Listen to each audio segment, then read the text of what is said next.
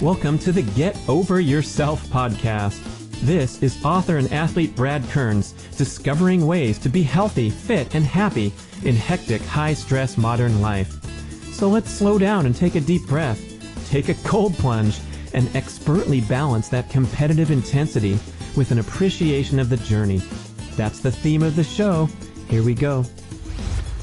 The Get Over Yourself podcast is brought to you by Almost Heaven, beautiful compact home use sauna kits, ancestral supplements, grass-fed organ meats in a capsule, DNA Fit, genetic testing for custom diet and exercise recommendations, Integro Health, high-potency liquid probiotic called Flourish, Organifi, organic powdered superfoods, delicious green, gold, and red powders, Wild Idea Buffalo, sustainable, grass-fed, beyond organic, and check out the bradkearns.com/shop page.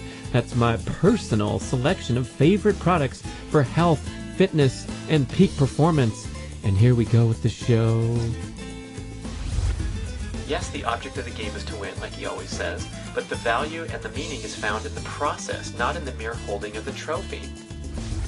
Extending that focus outward, worrying about opponents or what the world thinks of you, is also a distraction.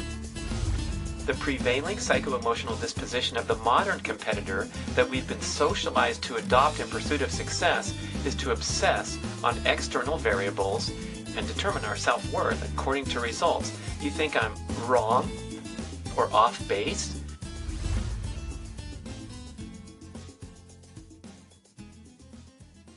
Hey, how about a backwards commercial? Are you ready?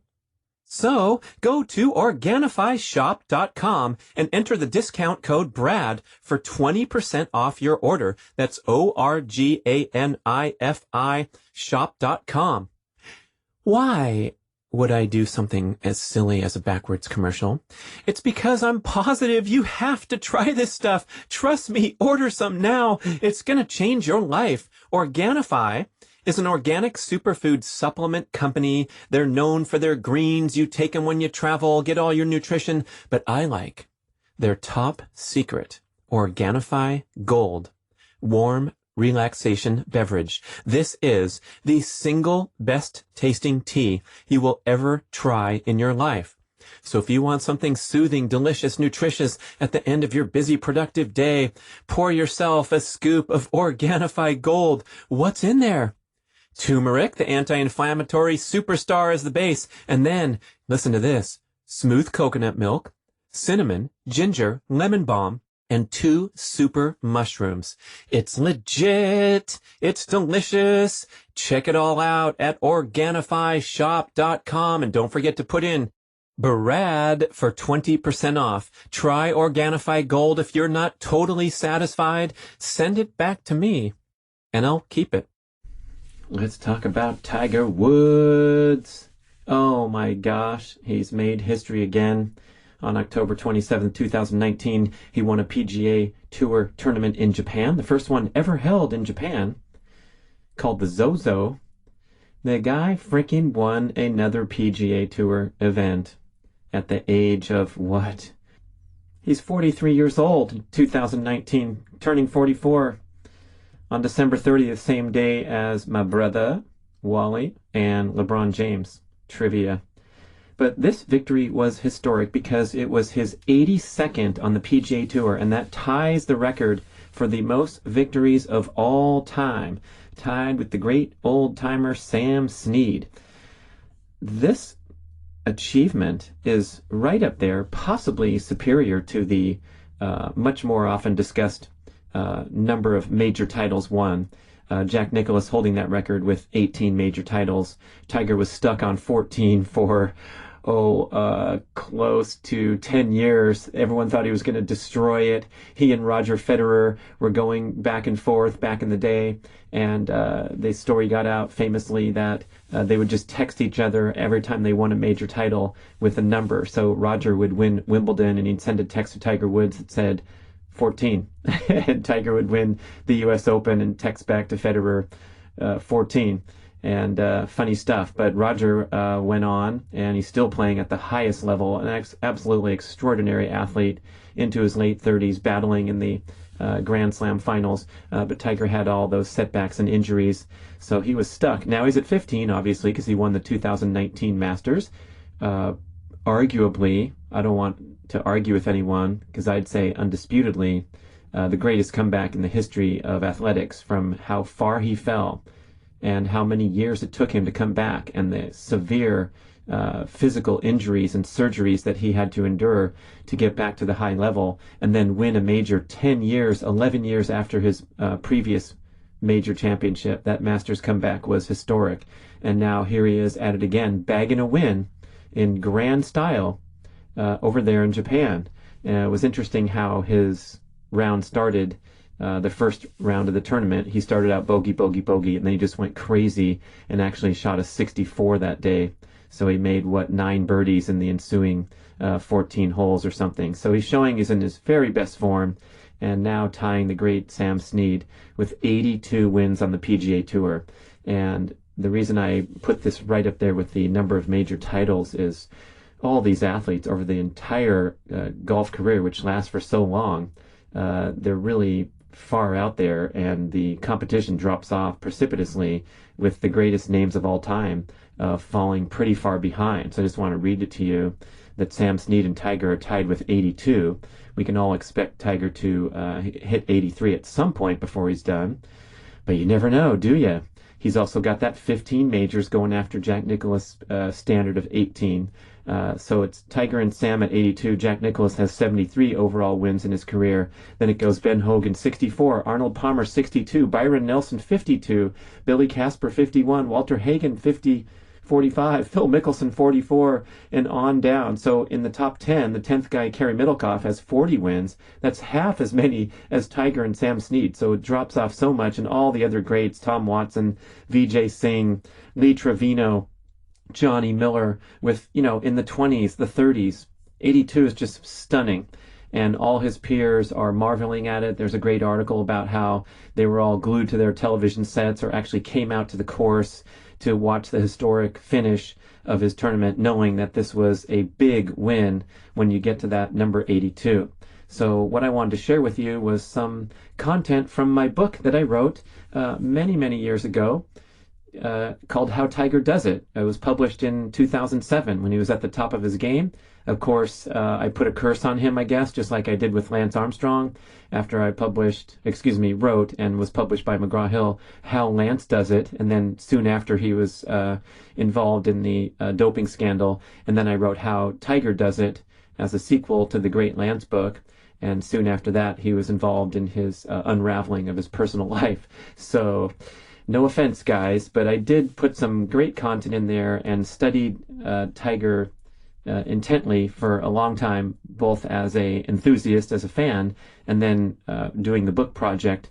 I read basically every book and article that had ever been written about him to date. So I got a lot of great content, and I think it's really valuable just to reflect on the example that he set as a competitor. And we can always tip over to salaciousness and gossip and point out his flaws or his train wrecks that has occurred in his personal life, but I prefer to focus on the athletic example that he set.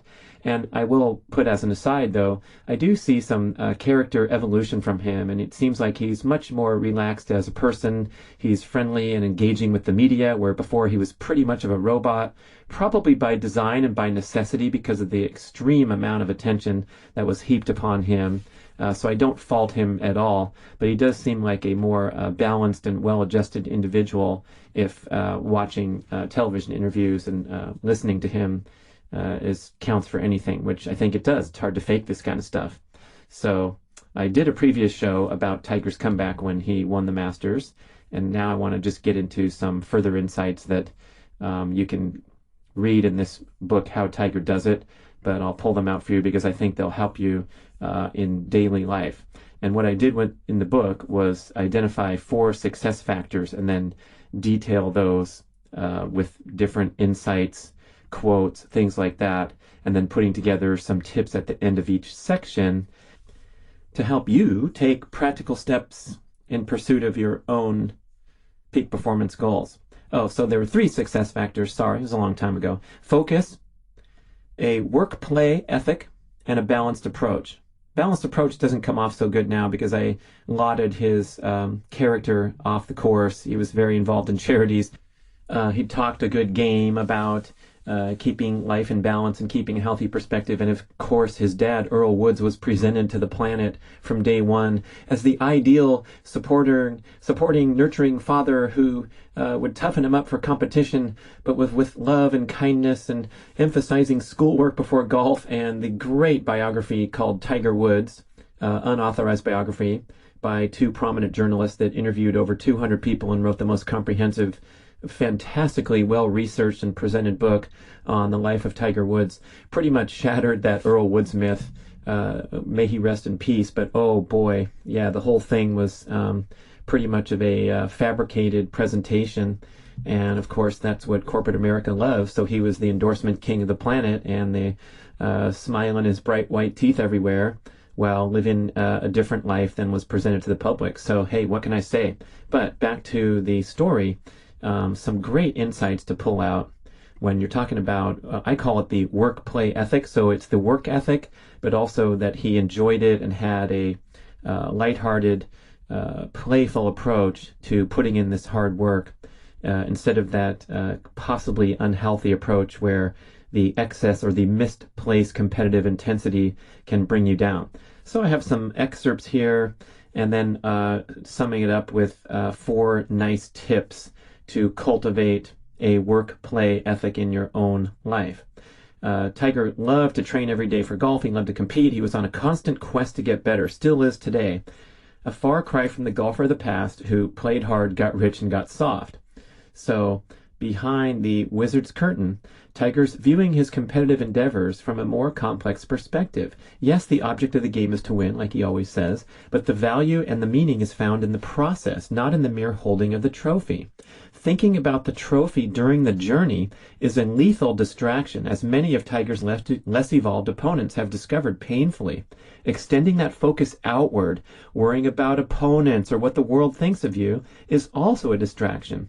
Tiger steps on plenty of throats. That's the classic quote from his mom, Tita, where she instructed him as a young junior player to step on their throats and tear their heart out. That was her competitive advice. Anyway, he steps on plenty of throats, but it's inadvertently while trying to get a good stance to hit his shots. That's the funny author adding a little color, but I think you get what I'm saying. His enlightened competitive fire focuses on the process of peak performance and is directed entirely inward. In contrast, the prevailing psycho-emotional disposition of the modern competitor that we've been socialized to adopt in pursuit of success is to obsess on external variables and determine our self-worth according to results. You think I'm wrong or off base? Witness how he broke down his swing 3 separate times while at the very height of his powers on top of the world.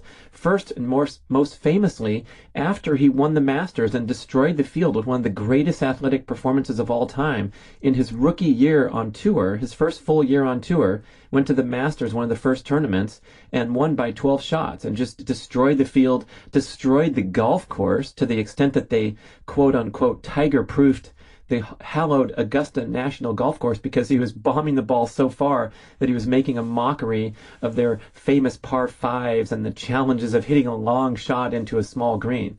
So after he went on that tear, he went on a journey of self-discovery and exploration of an even better swing. Few athletes have ever done that. And he did it again in the early 2000s where he thought he could get better. So he broke down a swing that had literally put him as number 1 in the world in a quest to get better. That's where I'm making this strong argument that this guy was focused on the process more so than any other athlete we've ever seen. And that's probably the best lesson you can take to your own peak performance goals is focus on the process, don't obsess on the results.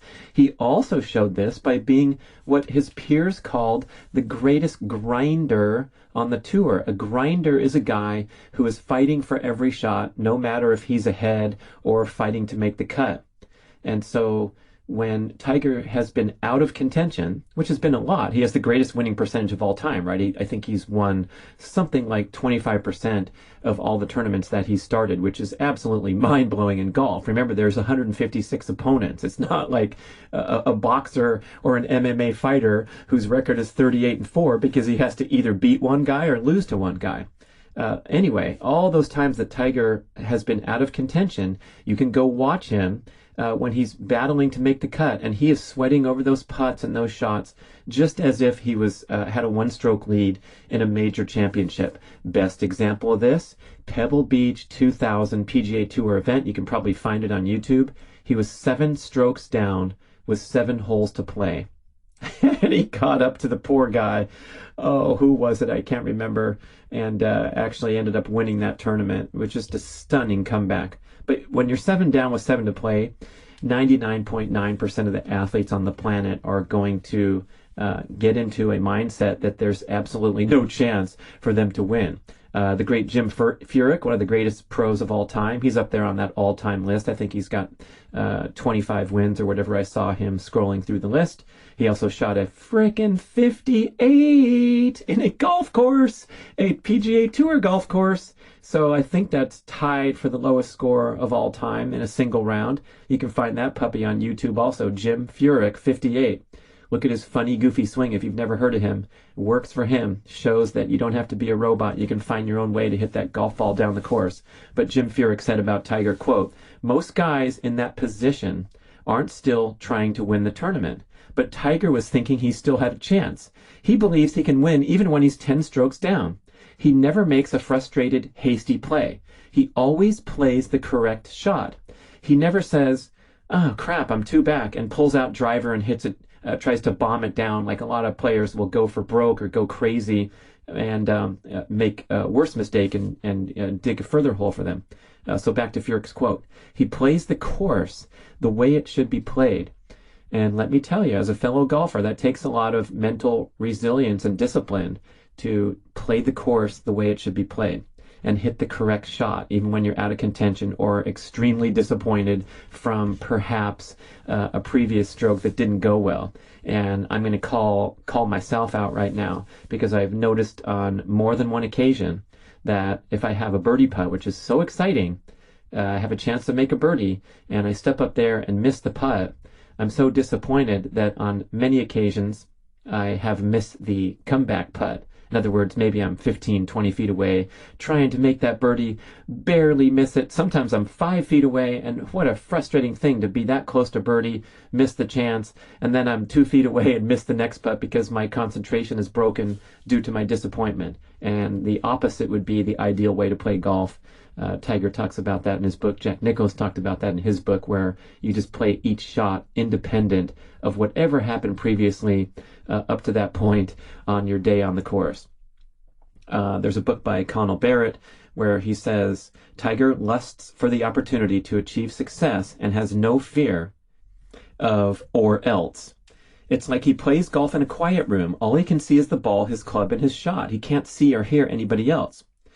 So what I mean by the work-play ethic, this is me talking now, is that this really is a game to him. He's playing Monopoly with real money, right? In real life. He has vicious competitive intensity, but he doesn't fear losing his buildings or being conserving a 9-shot lead, which is so common in sports, the team sports especially, where the NBA team's up by 23 early in the fourth quarter, and they go a little bit soft, or they start to play a little bit conservative, and here comes the opponent coming back strong. So in the 97 Masters, that tournament that I referenced that just blew the sport of golf wide open and turned it into an athletic event rather than guys knocking it around that were physically unfit but had some golf skills.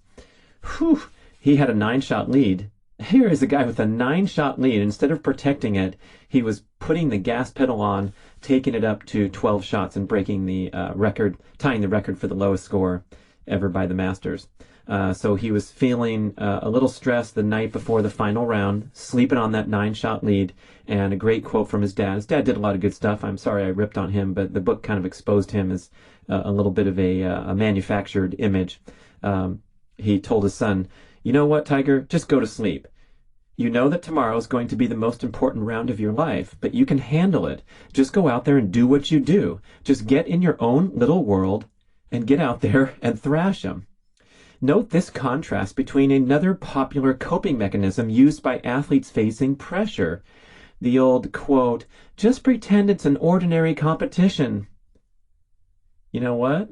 This probably messes up the subconscious more than anything else.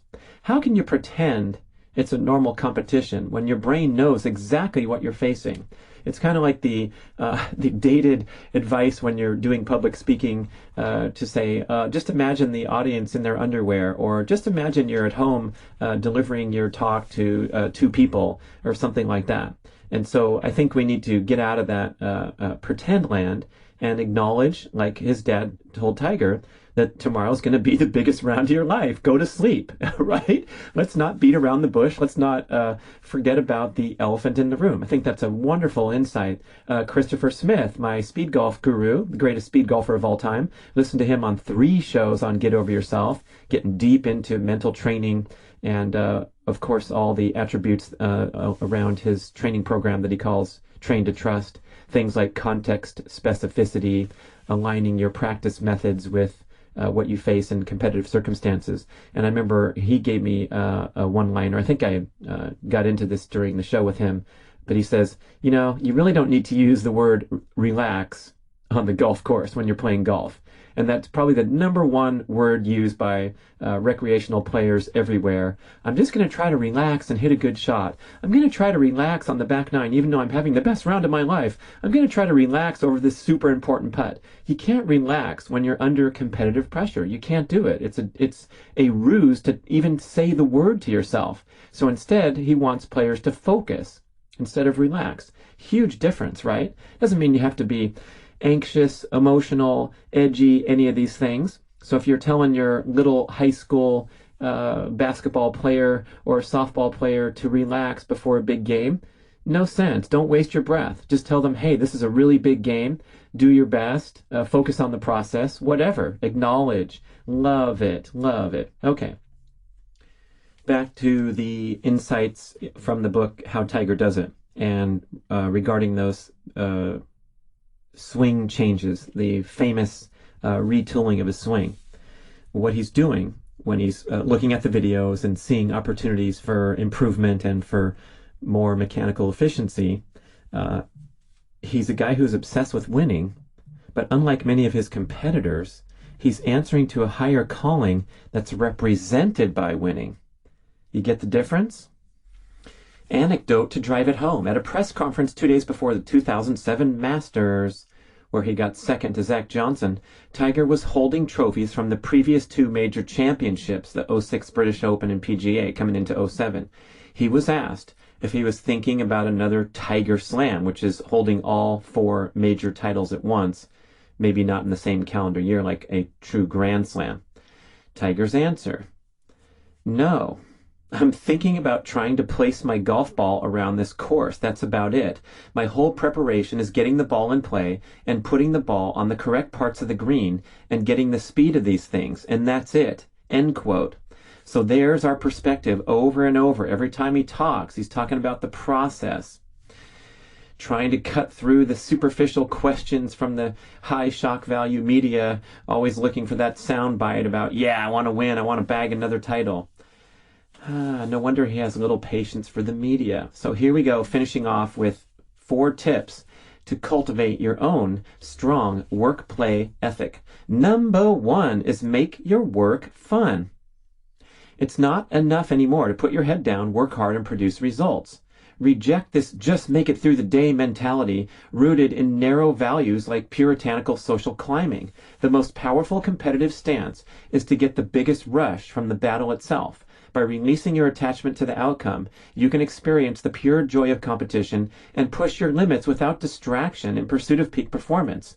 Cultivate a pure motivation that extends beyond winning and losing, as Tiger demonstrated when he overhauled his swing.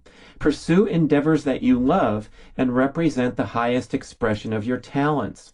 Have fun at all costs, understanding that this is the true secret of champions. #2 is expand your horizons. Discard society's harmful programming that values shortcuts, decadence, and conformity. Forget moderation in this context. Take risks and push limits to pursue true peak performance.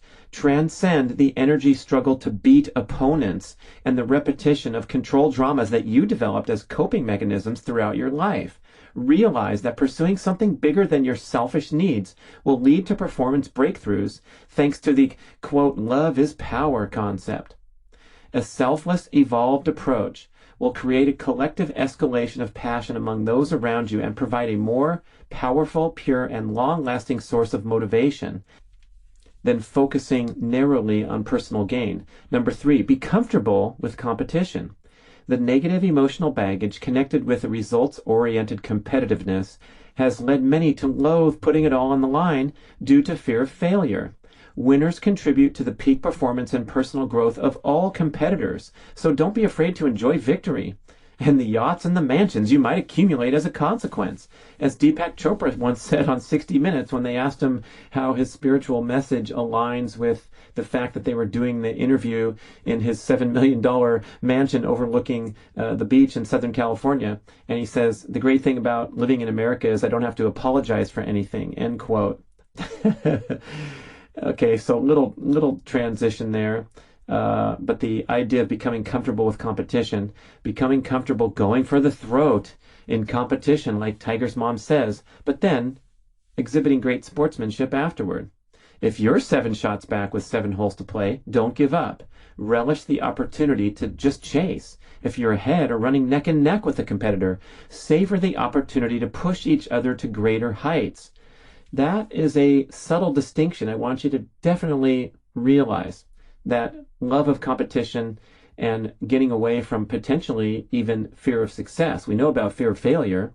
The great Olympic 400-meter hurdler, Kevin Young, he still has the world record dating all the way back to 1992. He ran a 46.78 in the 400-meter hurdles, winning the gold in Barcelona.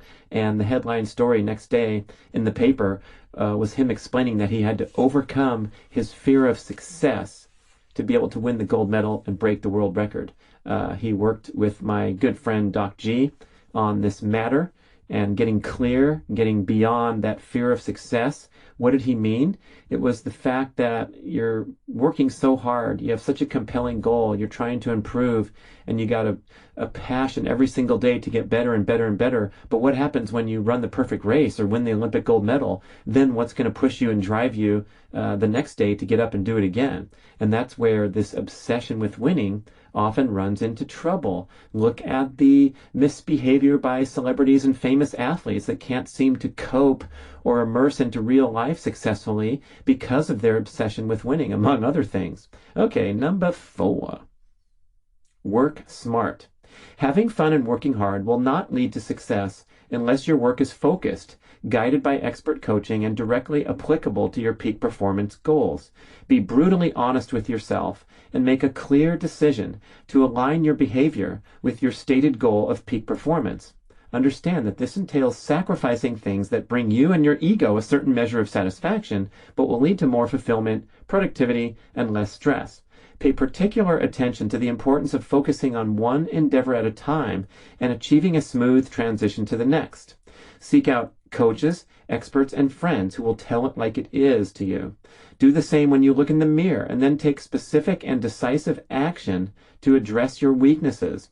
Witness the example of scrawny Tiger Woods or Annika Sorenstam venturing into the weight room and emerging with another distinct advantage over their rivals when they built up their bodies and became more athletic and applied that to golf. All right. You got it. Lots to think about. Repeating, make work fun, expand your horizons, be comfortable with competition, and work smart. Thank you for the inspiration, Tiger Woods, and the occasion to record another show for another victory, number 82. And thanks for listening to the Get Over Yourself podcast. Thank you for listening to the show. We would love your feedback at getoveryourselfpodcast@gmail.com. And we would also love if you could leave a rating and a review on iTunes or wherever you listen to podcasts. I know it's a hassle. You have to go to desktop iTunes, click on the tab that says ratings and reviews, and then click to rate the show anywhere from 5 to 5 stars. And it really helps spread the word so more people can find the show and get over themselves because they need to. Thanks for doing it. Let's talk about probiotics from Integro Health. Do you want me to sing the messages? Nah. But probiotics are an extremely important concept. Hopefully you're all in on the values, the benefits of nourishing a healthy gut microbiome so you can flourish in life. And that's the name of Integro's product, Flourish, a unique, extremely potent, living liquid probiotic. Yes, it's liquid form. How is it different from other probiotics we usually see in pills? This is the message from Integro. Microbes continue to thrive and metabolize in their own milieu. Do you like when companies use the word milieu to describe their product? I do. These include short-chain fatty acids, bioactive peptides, amino acids, enzymes, and minerals. The liquid base makes it acid stable, so microbes can survive the stomach environment and transit to the lower GI tract for integration to give you a healthy gut microbiome. There's 11 different strains in this thing, carefully hand cultivated in the laboratory with precision to deliver 8 billion total CFU. Why take probiotics? Come on, you have to ask.